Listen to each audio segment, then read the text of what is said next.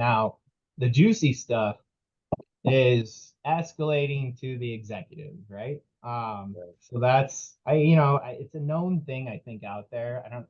I'm sure people have talked about it and people do it all the time. But there's a tactic and a strategy on escalating to essentially writing Jeff Bezos an email. And right now we have Andy Jassy in the main chair, right? He's actually the CEO, but Jeff Bezos still maintains an email address there, right? He's on the board. So people still write to him.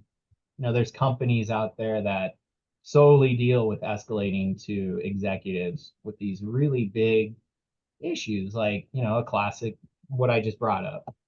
ASIN down, making millions of dollars a year from one day to the next, and I cannot figure out why, and I need help, right?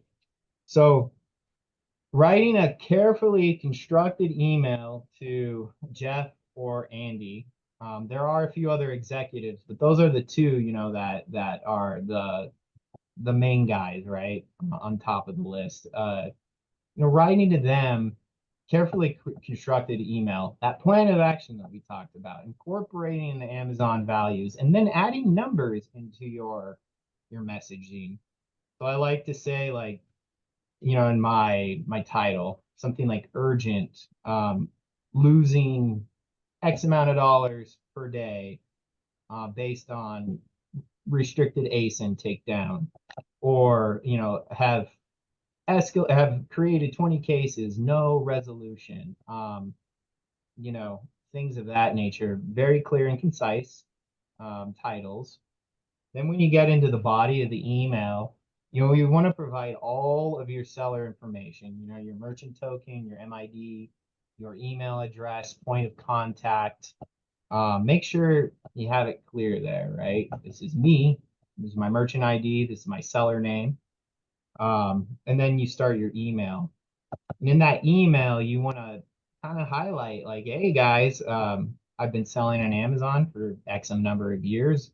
I generate X number of revenue per year. I'm up X percentage month over month or year over year.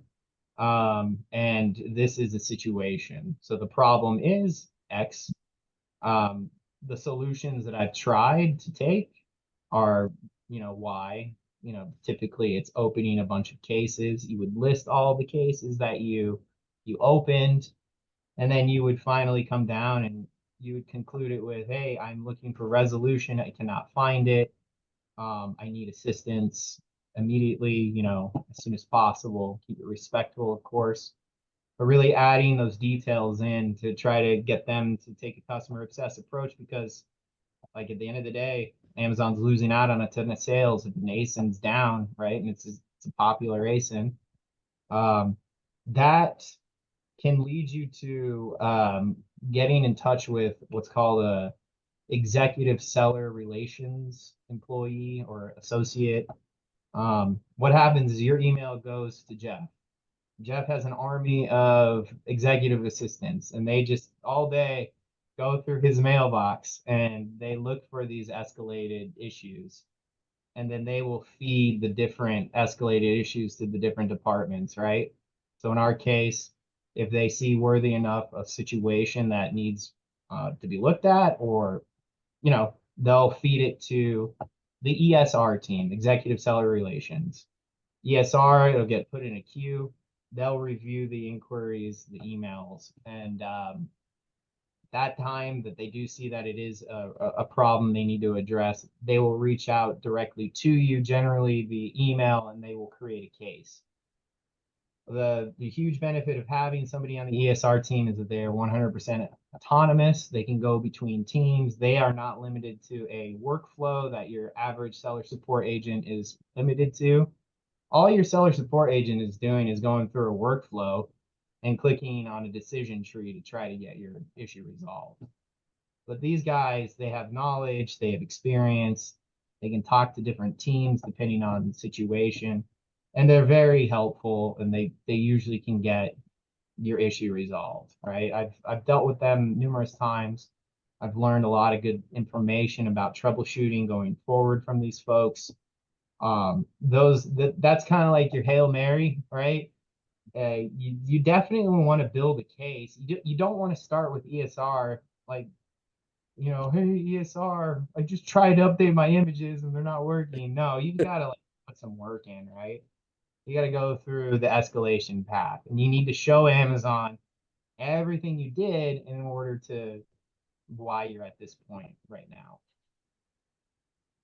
Yeah, this is valuable information. So you really have to sweat first, and you have to build a case or Well, try several things, and then you can go back and say that these are the things I tried, because the chances are they're gonna tell you to try some of those things anyway. So you may as well do them first before reaching out. yeah, I mean, I guess it's case by case, right? You certainly would want to try whatever you can to address the situation immediately first, right? So if I have a restricted ASIN, all of a sudden, I'm gonna go to that notification. I'm gonna look at it. I'm gonna see if I need to submit some sort of document. I'm gonna do that, right? Because I want to get the ball rolling on that. Obviously, like I need to do a little bit of work.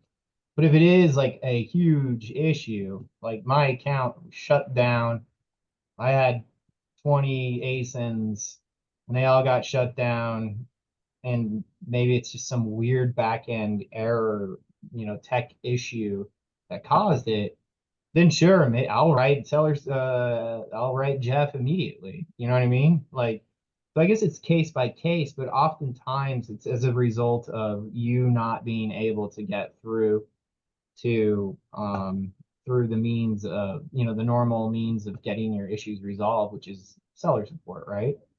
Yeah. So I guess it is case by case. Sure, if it's a huge fire and you need to get somebody on the line, then certainly write Jeff and or Andy or both. Another thing is, keep the emails separate. I wouldn't include Jeff and Andy on the email. I'd write one email to each person.